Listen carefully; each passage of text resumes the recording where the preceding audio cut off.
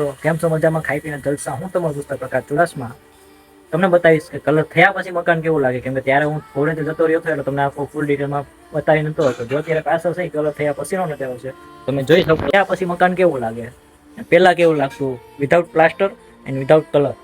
તો અત્યારે જોઈ શકો કે મકાન કેવું લાગે. આ રસોડું, આ બધીનો કલર તમારા દોસ્ત પ્રકાશ ચુડાસમા એકલાએ કર્યો. જાત મહેનત જિંદાબાદ. આપણે કોઈની ગુલામી નથી કરવી કે નથી કોઈના સારા ઉપર રહેવું. એટલે પોતાની રીતે મેં કલર કર્યો હતો. લાઇટિંગ યારે મકાનનો નજારો જોઉં તમે ખાલી, ઓહો હોય ચાલશો બાપો. તો કલર થઈ ગયા પછી મકાન કંઈક આવું લાગે. વિધાઉટ કલર બકવાસ લાગતું હોય તો તમને ખબર જ છે. આ પેલો રૂમ ને આ બીજો રૂમ. બીજા રૂમમાં લાઇટિંગ થાય પછી તો મકાન આમ ઝબકા મારે. ઓ ભાઈ ઝબકા મારે, આમ ફૂલ જલસો ભાઈ, જલસો રહેવાનો, ફૂલ જલસો. કલર થયા પછી ને આની મહેનત મેં એકલાએ કર્યો છે. કલર બનાવવાથી માંડીને કરવા સુધીનો. એક દિવસ ખાલી અમારો છોકરો આવ્યો હતો ને એને દાદી હેલ્પ કરી દીધી એક દિવસમાં. એની ઉપરના પટ્ટા, બધા રૂમના પટ્ટા કર્યા હતા. એક વાર મેં બીજી વાર પટ્ટા કરી નાખ્યા. ને આ ખાલી રૂમનો નજારો જો ભાઈ. અમે એક નંબર લાગવું જોઈએ. પોતાની મહેનત છે ને આમાં દેખાવી જોઈએ કે આવી રીતે તમે મહેનત કરી.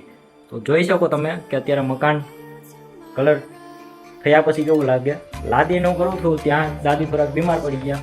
આ છે મારા દાદી, જેને વચમાં મકાનનું કામ શરૂ કર્યું ત્યારે પેરાલિસિસનો અટેક આવી ગયો હતો. તો એમની હાલત થોડી અત્યારે ખરાબ છે. ડાબી સાઈડનું આખું શરીર લેવાઈ ગયું. અત્યારે એમની હાલત ખરાબ એટલે કે આમ છોકર બુદ્ધિ ટાઈપ. અત્યારે એમની હાલત એવી થઈ ગઈ કે આમ મોટા જેવી એમ કન્ડિશન નથી, નાના છોકરા જેવું ખેલ કરે ને નથી બોલવી, કેમ કે થોડુંક ઇમોશનલી છે.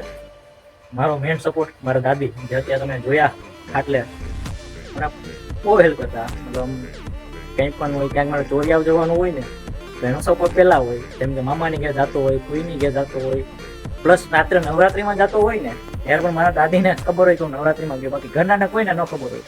એ દરવાજો પપ્પા સુઈ ગયા હોય, એ દરવાજો ખોલી નાખે એટલે એનાથી નીકળી જવાનું મારે ઘરની બહાર. સીધું નવરાત્રિમાં દાંડિયા ગરબા રમી સીધો પાછો આવું, પાછળની બારી ખખડાવું એટલે દાદી ઉઠી જાય ને દરવાજો ખોલી દે ને આપણે પછી ઘરમાં અંદર. તો પાછળનો નજારો તમને બતાવું, પાછળ કલર થયા પછી કેવો લાગે ને આ જોઈ શકો તમે પાછળ. ને જે બારીનું મેં તમને હમણાં કીધું ને કે આ બારીથી ખખડાવવાનું એટલે દાદી ઉઠી જાય ને પછી દરવાજો ખોલી નાખે. તો એ બારી છે આપણે અહીં થોડુંક વરસાદના કારણે બધીમાં પાણી ભરાયેલું છે હજી.